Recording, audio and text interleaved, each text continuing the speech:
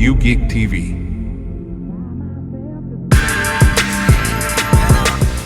As somebody who really wasn't into like the lore of the Wizard of Oz and all of that kind of stuff, I enjoy Wicked way more than I thought I would. Let's get into it. The best way to bring folks together Something has changed within me. is to give them a real good enemy. You're green. I am. Welcome back to U-GeekTV. I am your host, Jari, son Unapologetic Geek. I am also no longer on that couch in the back, and I am back for an unapologetic review. And this time we are talking about Wicked, which I guess feels like a long time coming when you consider that this film went into like production in 2004. So after 20 years of production, what do we have? Pretty damn good movie. Like always, on the front end, I'm going to get into a mostly spoiler-free review. And on the back end, pause, I'm going to have to talk about some spoilers to make a couple of points that I want to make. I will not be before you too long. Without further ado, the spoiler-free review. I just want to start by saying, my God, Cynthia Erivo and Ariana Grande, superb together. Peanut butter and jelly. They fit together like a glove. They were awesome. Cynthia Erivo does most of the heavy lifting in terms of like the emotional aspects of it. But on the flip side, Ariana Grande is so goddamn funny. She is hilarious. At every turn, Galinda damn near steals the show. Like, she has some legitimately laugh out loud moments several times throughout the film. But not to be outdone, Cynthia Erivo, like I said, she brings that emotion that you're looking for with a story like this. Everything she feels, you feel. And that's a lot to feel because, look, they do Elphaba pretty bad in this film, man. They treat her less than because of the color of her skin. And I'm sure a lot of people have, unfortunately, have experienced some shit like that. Actually, the entire cast is pretty good. Michelle Yeoh is in here. Jeff Goldblum is the wizard. Like, yeah, everybody shows up and they do their own thing, and it's a pretty good film from start to finish. There are some kind of slower, lower points, but for the most part, I stayed intrigued by a lot of this film. Now, on the kind of negative side of this movie is part one of a two-part series or whatever. And part one kind of doesn't stand alone on its own. And I know, it's a part two, it's not supposed to.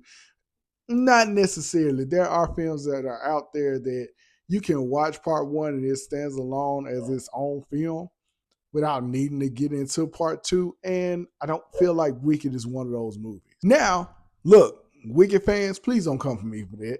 I enjoyed the film. Just keep watching, please. Another slightly negative aspect, please again, don't harm me. But slightly negative aspect here is the Land of Oz kind of feels empty in some places. Like, I thought I was tripping when I first watched and I saw Elphaba in school, and it feels kind of isolated like a set. And maybe that's by design because it is based on a Broadway play. The locales are pretty to look at, but they just feel a little bit empty to me. Now, back on the positives. One thing you want from a musical is great music, and this film has great music. No One Mourns for the Wicked and Defying Gravity. Those two songs are real standouts, but there are great standout songs throughout. Popular and Ariana Grande's rendition of it was a lot of fun, and it was funny, but at the same time, it was really strong. It's a great musical in terms of the music that you're hearing. It's a delight. And lastly, that ending is incredible. Like, we really go for it in terms of song. And again, it goes back to Defying Gravity. Cynthia Erivo takes that song and she sails with that shit. She goes all the fucking way. And I love the way it ended. Now, if you're going to have a setup for a part two and a cliffhanger, that's how you do it. Kudos to Wicked. And it gets me to my verdict. For me, Wicked was a really good time. I was pleasantly surprised. I went in without any expectations. And I'm not going to say I was blown away, but yeah, it really stuck with me, man. I've been humming some of the songs in my head, and I really enjoyed the film that I saw. So without further ado, let's get to the verdict. Wicked for me is an unapologetically legit film that is a 4 out of 5. Go and see it. Now, I'm going to get a little bit into a spoiler discussion here. I'm not going to take a whole lot of time, but I just want to kind of go into what I mean by this film not really standing alone on its own. So there are a lot of things that are set up in this film, and that's kind of to the detriment of it a little bit. I understand that you have a part 2 coming out. We're not going to see that for another year. But in part 1, there's like this whole setup with animals losing the ability to talk and being put in cages and things like that. You spend most of the film kind of understanding, Elphaba's background story and the building of the friendship between her and Galinda. But once it's time to kind of pick up when you're in the land of Oz, we get into more of the kind of conspiracy territory with Oz kind of being an asshole and possibly trying to be a dictator or whatever.